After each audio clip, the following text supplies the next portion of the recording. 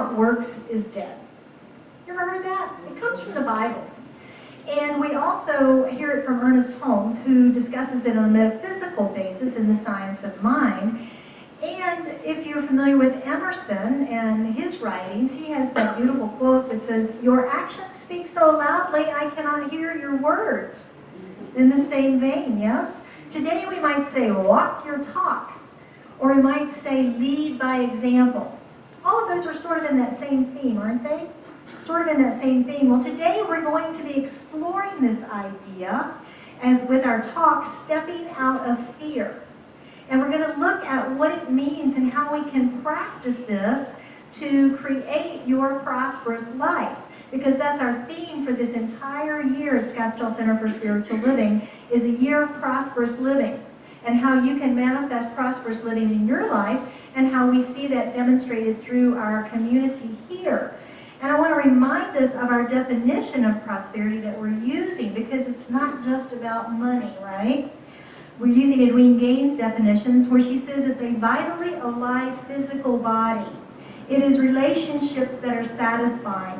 It is work that we love, and it is all the money we can spend. So it's all of those things in harmony in our lives that then produce that prosperous life for us. So that's what we're working on. That's what we're about this year. So today we are going to be completing, I say we because Reverend Glenn and I are continuing to share the messages this month, and this is our last day of doing that, by the way.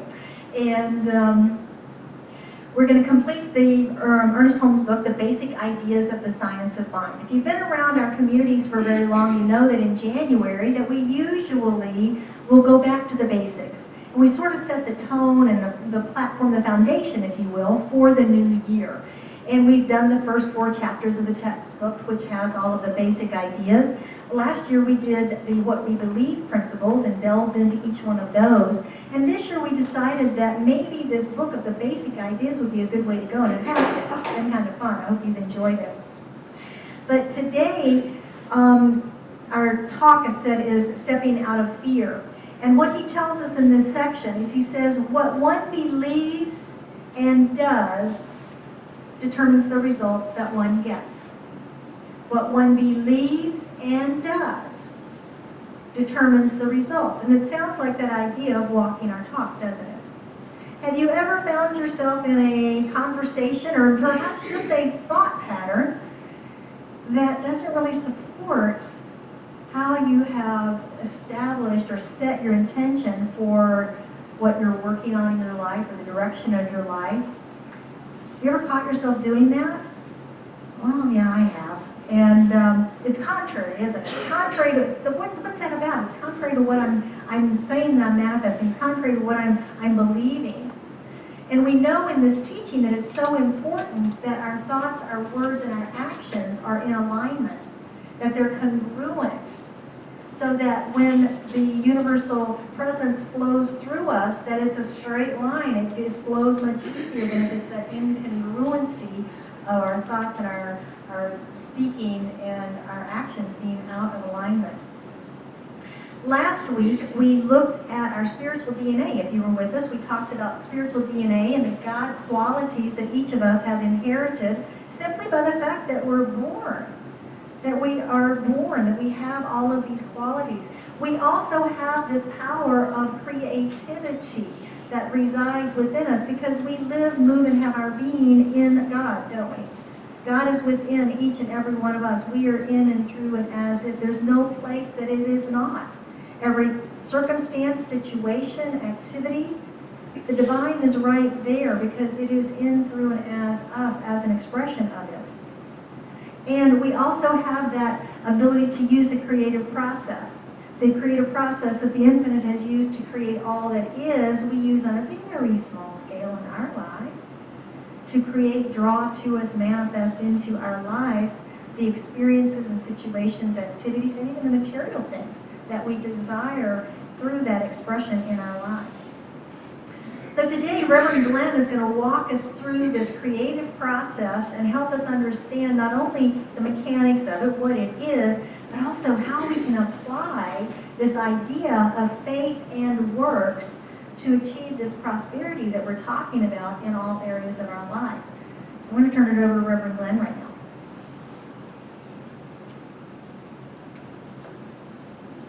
I was thinking about this week, about the creative process.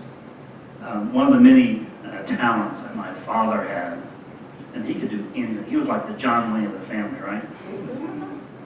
He could do anything. And one of the things that he did was, in later years, he was a farmer. He grew up on the farm, and he was a farmer. And he used to plant a special type of tomato in fields right by the Ohio River there, where his farm was in southern Ohio. And I'm not talking like some little small garden, right, for the family. We're talking thousands of tomato plants. And I remember just being fascinated. I'd go home and visit, and it would be in this perfect row, perfectly staked each month. And he had some kind of system that he developed. He was taking water from the Ohio River to actually water the field itself.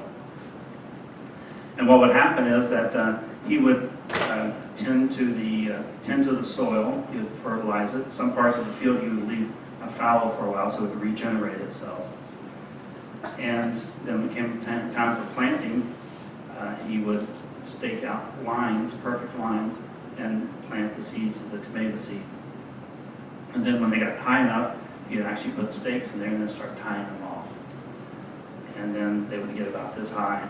And then later on in the summer, he would hire a bunch of people to come out there and help him pick these tomatoes. And then he'd put them in the back of his pickup truck, and on the weekends he'd sell them at the local market. Right? And the old man made this perfect pink tomato that people wanted on bacon and lettuce sandwiches, the real big ones, you know. And so they always look forward to my father being there at the local market. And I was thinking about this week as far as the creative process. It's a real easy way. It's a really wonderful metaphor, I guess, for the creative process that we have. In that, in many ways, we are actually being spiritual farmers, in a way, see. So the same thing, my dad would till the land and tend to the soil. We are tending to our own mental soil as we develop what we want to have in our lives. So did you know you're spiritual farmers? You didn't know that, huh? I go on the resume. There he is. And so what we're doing, again, we're doing very much the same thing. And I know that as we started this year, you'll have intentions for 2018, things you want to accomplish and things you want to do. And through this creative process, this is how we can achieve these. And so, like a tomato seed will grow into a tomato, it just does that. Our thoughts will do the same thing, right? The thoughts that we have and the mental soil that we tend to will grow this seed for what we have a thought for what we want to do will actually come to fruition, and then we can bring that to harvest. So we do this spiritual planting. Ernest Holmes wrote it's in the universal garden, basically. So we have this thought of something that we want to accomplish or something that we'd like to do in the same 2018. So we had this mental thought about it, and then we actually pray on it and place it into this universal law, which is this receiving mode of the universe. Say, we want this, so you're actually taking the seed of thought and you're planting it into the universe. Say that this is what I want, and you have firm conviction and faith that is going to do that. Again, so our thought, whatever we have in our thought, tomato turns into tomato, carrot turns into carrots, and your thought turns into manifestation of your harvest that you have. So we place this into this divine law, and we allow God to work for us and through us, right? So we plant this seed, and Ernest Holmes wrote that God's way is the best way. That's what he used to say. God's way is the best way. So we have this mental conviction that whenever we plant this seed, that we're going to know and affirm and embody that it's going to grow as we wanted it to grow. We have a firm conviction about it, and we embody this. So to give you an example, that you wouldn't plant a seed and then come back. My dad didn't plant these tomato seeds and then go back a week later and dig them up and say, they're not growing yet. That wouldn't happen. So see, my father had this firm conviction that with the seed in the ground, and with the right watering and the right tending and the right weeding of the garden, these wonderful tomatoes are going to appear. And we're doing the same thing. So we don't want to go in and say that we have conviction about something that we want, and then come back and say, no, maybe that's not going to work. Or we, in essence, dig that thought up again, right? Come back to some old thoughts. So we don't want to do that. And we can embody this, our work that we do, we can embody this while the seed is growing. If you want a new Mercedes SUV, then go out and test drive one. You may want to buy it right now, but go out and test drive one. Really feel into it. I know people who actually have like an old checkbook, and they'll write, like every Monday, they'll write like a philanthropic check to an organization they like, or to themselves. So it's actually putting into play the actual physical action of itself. And in doing this, we create a mental equivalent, a mental equal. And when we create a mental equal, we're actually embodying what we will want to see in reality itself. Okay? And then we tend to do our work. We first start with faith. Ernest Holmes called faith a necessary attitude, right? A necessary attitude that we must have. And again, I keep using this word conviction. Faith is a conviction that's stronger than something that comes along to try to deny it, right? And so that happens on occasion where maybe what we want is maybe not showing up like we want, or maybe in our time we want it to come a little faster. But we don't know what's going on, right? Our finite mind cannot just, figure out all the steps. But God, the universe knows the steps. It may not be in our finite mind the way it looks right now. So we should never doubt what we put out there, because that's lessening the power of it. And this is where we bring into, again, we have this faith and conviction that what we planted, the seed into the ground, is going to come to fruition. And we start with the works part. And again, I think I mentioned a couple weeks ago, this is where this concrete development comes. And we actually, if you wanted a new position, you may want to tweak your resume a little bit. This is the actual works. You have faith that you want a brand new position where the work is invigorating and fun, and you're well paid. And it may start with you maybe tweaking your resume, maybe looking at a different thing where you can go out and network yourself. Holmes writes in the basic ideas that we really don't know. There are other people who will help you with this. And we don't always know who it is. Again, finite mind can't figure it all out. And so there will be people along the way. You'll meet people, and if you're, I call these spiritual antennas up, you'll know that they're there for a reason. Right? There's this is 2002, I guess. I got hired to write a piece for a magazine. It was out at Lake Pleasant. And I remember going out there, and I don't even remember what the event was, and big art show or something. And I remember being seated at the table with this gal who was sitting there next to me. And she was on a first and last bad date, right? And she found me more interesting than this guy. But we started talking about writing and things, and she happened to own a PR company. And that's how I got started in public relations, which advanced my writing even more. So I had no idea that she would be there that night. I just happened to be sitting beside her. She happened to pick a really bad date, or and it all worked out that way. So in many ways, the people that we meet, we don't know how they're going to help us and aid us through this. So it's always nice to really be aware of the people around us. And again, the people we're meeting, we don't know what part they're going to play in this. And so again, we're all really talking about right action here, meaning that we planted the seed, we had the seed of thought, we planted it into the soul of the universe, and now we're tending the garden, we're weeding the garden, and knowing that's going to produce the product that we've planted. Oftentimes I'll hear, I'll use the garden analogy, and someone will say, but the weeds keep coming back. Right? And the reason the weeds keep coming back and keep weeding, because the roots are so deep. So we have these thoughts, these thoughts that we, for instance, kids or whatever, some of them are unconscious thoughts. Those are the weeds that we actually have to keep digging up. And we pull them out, looks good, then they come back again because the roots are so strong, so deep into the ground. Ernest Holmes said that we can put the seed in the soil and till the garden, but if we don't do action, it'll be childish and infantile to not to take action, you see. So the creative process again starts with the seed of thought. We put it into the ground of the universe. We till the soil, we watch it, we water it, we tend to it, and if we do that, then it produces the crop that we want. Also, I was thinking, this others helping us.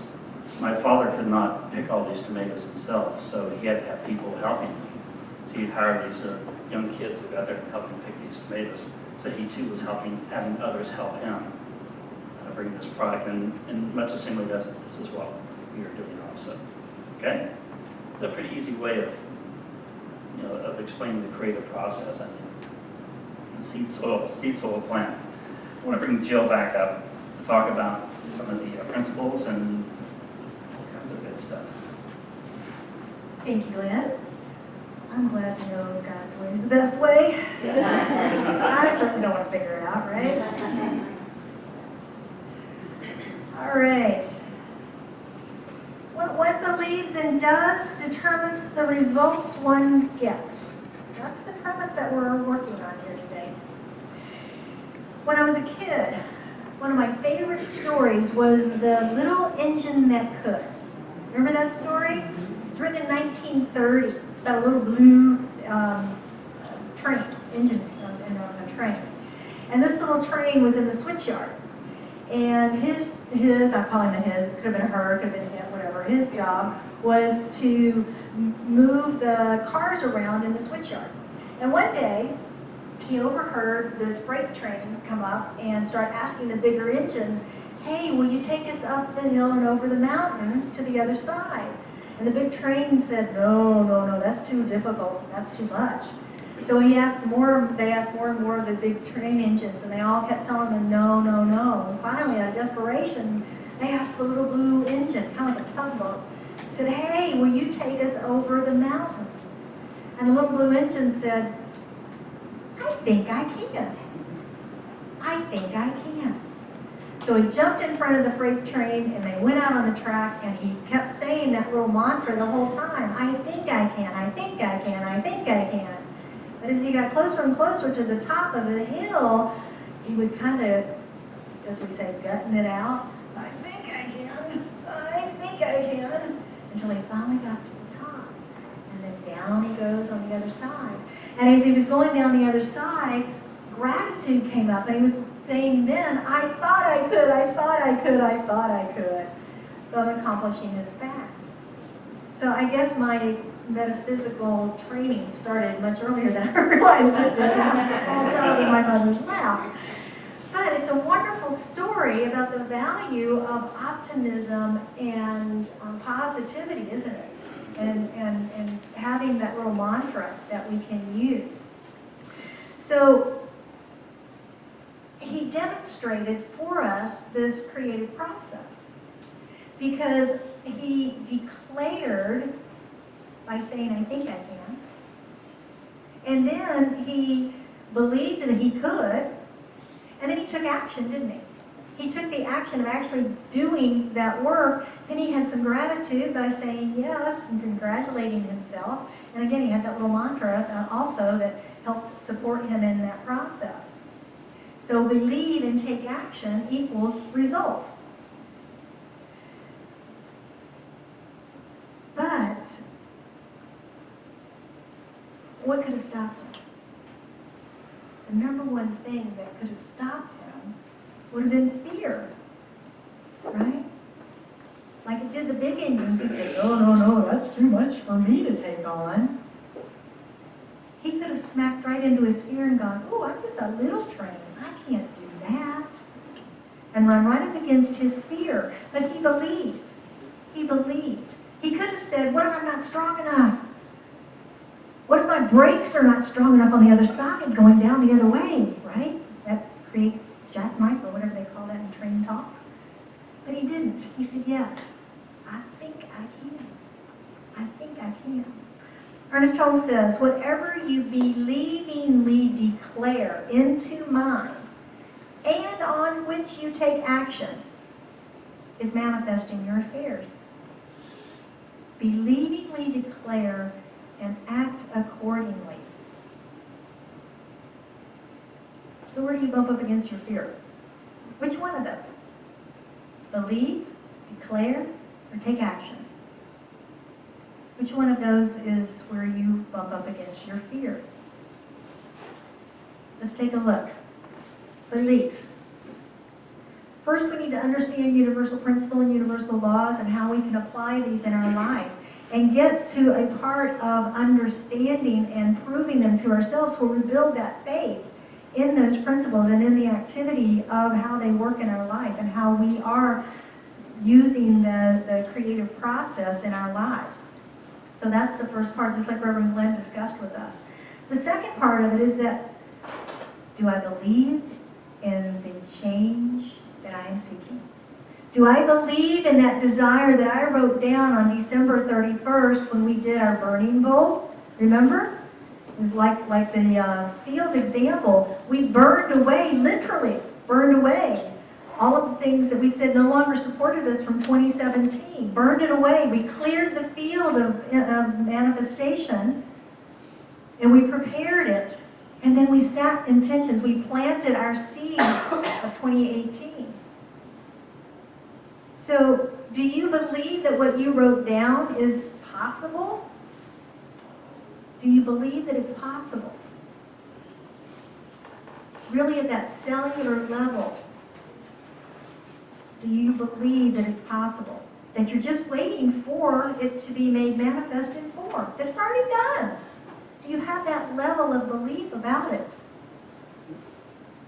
Or is it like we talked at the first of the year? Is it a wish?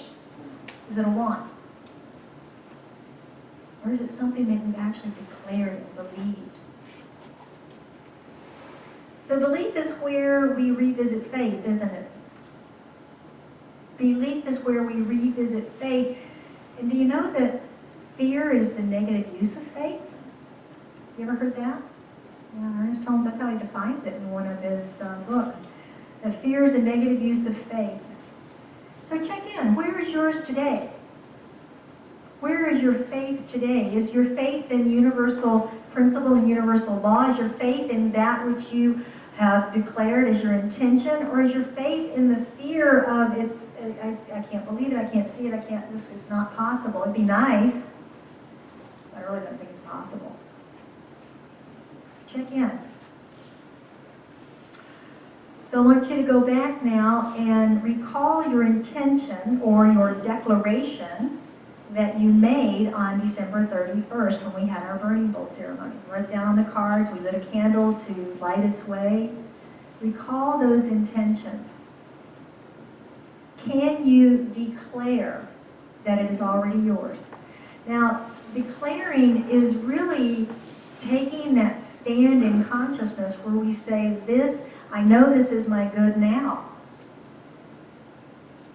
It's not wishing and hoping. It's knowing, declaring, stating the fact as an already done deal, so to speak.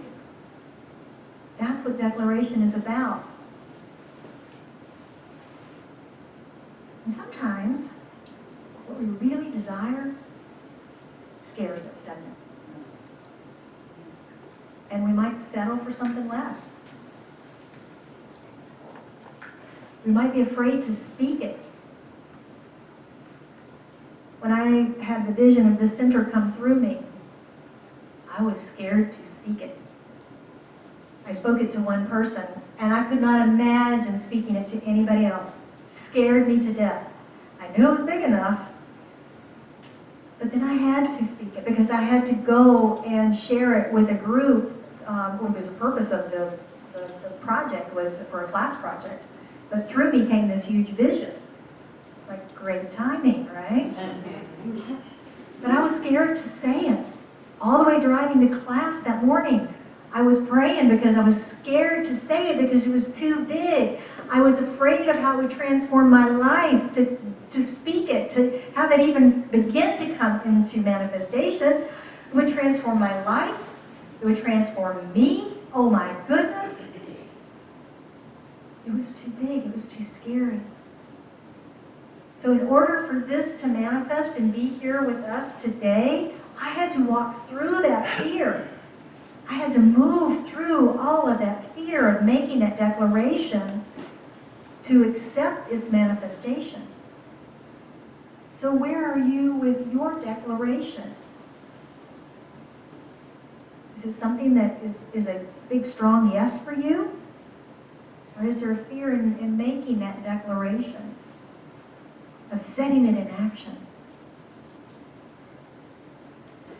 And finally, the last is, does your fear show up perhaps in the action that is necessary for the manifestation? Oh yeah, I believe it's possible. That's an easy thing, and I can speak it all day long. I can sing about it. It's done. But then that inspired action where I need to take a step or two, or go to the gym, or change my diet, or work on my resume, or go to a networking event, or do my spiritual practices. Get stuck in the action, don't we? Yeah. It's easy to get stuck in the action of either not knowing what to do, or knowing what to do and just flat not wanting to do it. Right? Just flat not wanting to do it. So recognizing which area of these 3 steps of the creative process that your fear resides in, would that be powerful for you to move through, to maybe open the doorway for faster manifestation perhaps? Yeah. Can I confidently declare it? Do I believe it? Am I willing to take the necessary action to see it come into form in my life, to have that experience? And sometimes, it can feel overwhelming, can it? And if it does feel overwhelming, I would invite you to look at what it is you're speaking into desire. And to ask yourself, is this truly my heart's desire? Or is this what I think I should do? What society tells me I should do? What my mother said I should do? My father, my teacher, my whatever. Sometimes we get caught up in that, don't we? This is not really my dream or what I really want in my life. But society says I should be this way. So look at that. If your dream or your desire feels in any way to you, the actions that you need to take feel overwhelming to you, look at it. Because even in my fear of declaring this center, I have never felt overwhelmed by it. All the red tape and paperwork we had to do to get here, all of the documents that had to be filed, all of the research to find a facility, all the stuff, I never felt overwhelmed by it. I just kept moving through the process. I look back on it and have no idea how I did it, but I did not feel overwhelmed in the process, which tells me that it is a divine idea in the mind of God made manifest through me. That's how we know. Overwhelm is a way that our soul tells us, this may not be it. This may not be it. So listen for those clues. Listen for those clues. So if you're not experiencing in your life the desire that is on your heart, ask yourself if you have any fear to overcome. Go within and ask yourself, do I have a fear that I need to overcome?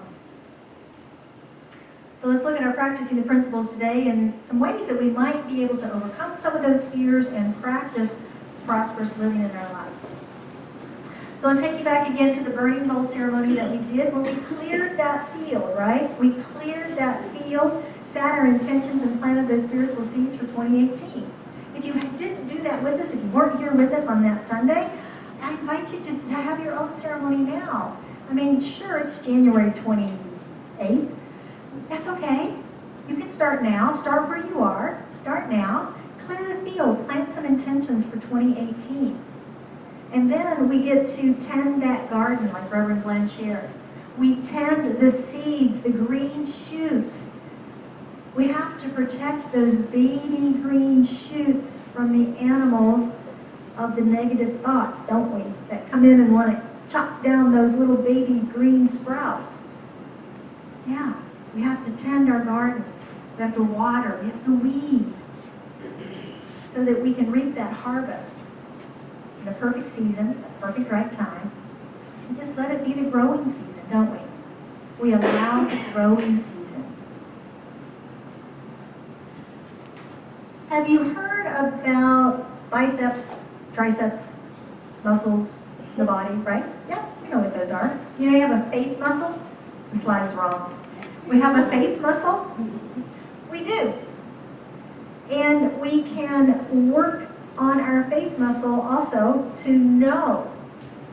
Our faith muscle lets us know.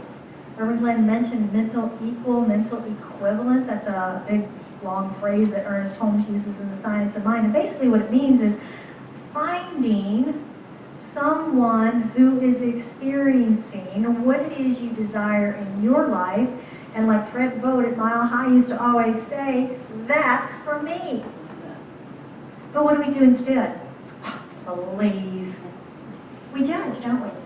Someone that's created a company that's very financially well off and is opulent in their expression. Please. We judge, we criticize. Instead of saying, that's for me. I've always wanted to own my own business. That's how I want to be. I want to express as that abundant flow. Someone that's doing a job that you would love to experience, where they're rewarded for their expertise, where they are creative, where they have a wonderful collaboration, whatever it might be that's appealing to you. That's for me. And have something that shows you that it's possible, because if it's possible for anybody, it's possible for everybody. So develop that mentally equal, that mental equivalent for you. And I love Wayne Dyer. I've got more to add to this in a little bit, but this funny, it popped in my head yesterday when he said, you will see it when you believe it. He had a book by that title, When You See It, no, when you believe it, then you will see it. We usually do it the other way. When you believe it, you will see it. Number 3, contemplate your intention. Contemplate your intention and be aware of any thoughts or feelings in your body, any stress that you may feel around it. These are keys, these are clues. These are clues for you to know if you believe it. These are clues. Declare it, speak it out loud, declare it to yourself, and notice how you feel. And then that idea of taking action. Are you feeling overwhelmed or inspired? So when you think about your intention that you've set, do that work in each one of those steps, but stop and pause and feel within. Oh yeah, I can speak that word powerfully. That's mine. I got it. I believe. I believe it's possible. Absolutely. Oh, I don't want to take that action. And I don't want to take that action. And look at that, and that may be what the fear is. And if you find that you've got fear, guess what? We've got resources. We've got resources to help you through that. They're called practitioners of religious science. And we're blessed to have 3 practitioners in our community, Lori Frisbee, Joanne Cook, and Suzanne Gildersleeve. They're available to you for prayer here on Sundays. You can call them. Their information is on the website. They're available for sessions where you sit with them and they work with you through these principles and your fear and helping you to overcome that fear and move through that fear. So we've got the tools here to help us move through that and transform our fear into faith. Because it's our faith that will move us through, right? So I was going to close today with a quote from the book, But it was really funny this morning. I just happened to check email before I came over, and I've been getting emails from Hay House because we're doing the Louise Hay book in our Wednesday night study group right now. And Reed Tracy is the CEO, and he sends out a little newsletter. Today's title was, "When You Believe It, You Will See It." So I went, well, I need to read that. That's obviously for me. So I opened it up, and he had a quote in there from Abraham. Abraham Hicks, Esther Hicks. And I thought, well, I'm going to share that instead of what I had, because this seems like a fine idea, right? And Abraham says that it is wonderful to attempt to manifest things in your life, but you must find a way to be happy before the manifesting occurs, to get into the vibration of achieving your desire, and then it will come to you more quickly. They added that the universe does not hear your words, the universe hears your vibration. And that's sort of that alignment we talk about, isn't it? It's the alignment. They go on to say Wayne Dyer was a master manifester because he always followed his own advice and believed it was going to happen before it did. Do you believe it's going to happen now, before it has shown up in your lives? He believed in the power of the universe to help him make it happen, even if he didn't know how to achieve it himself. So thank you, Wayne Dyer, thank you, Abraham, and Tracy Reed of Hay House for our closing quote this morning. So believe in your good, declare it, and act accordingly. Believe in your good, declare it, and act accordingly. So I want to thank you for being with us this morning, for allowing Reverend Glenn and I to share the messages with you all month long and these foundational principles of the science of mind. If you are with us for the first time this month, thank you for joining us, and also thank you everyone who has invited a friend to come and participate in our Bring a Friend services this year and again. You don't have to wait for September for the next one to bring your friends. You can do that at any time. It's allowed. And we have lots of welcome packets, and we're open to welcoming all new faces to our community. So I would like to invite you now to join me as we anchor this in one of our affirmative prayers this morning as we go within. How good it is to recognize that there is this one infinite power and presence, this one life, that life is God, and it is my life now. And as I know that it is my life now, and that I'm an expression of it through this life and as this life, I know this is the truth of each and every one of us here now today. For we are all manifestations of that one source. We are in it, we are of it, we are through it, as it is in, through, and as us. So from this place of absolute unity with our wholeness, I speak the word for and about each one of us this day, knowing, claiming, accepting, declaring into the activity of mind the wholeness of each of us is. I know as we bring into our awareness those intentions that we have set for our lives, for those things which we would like to see changed or different or improved, I know that the universe is conspiring in this moment to bring forward every activity, every person, everything that is necessary for that manifestation. The growing season has begun. And we simply wait the manifestation in form, knowing that it is on its way to us now. So it is with a grateful heart, it is with great gratitude that I say, thank you for the joy, for the love, for the light, and for the full expression of the divine in through and as each of us.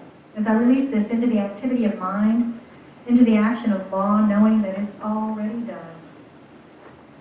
It's already done. We just release it and let it be and affirm together. And so it is.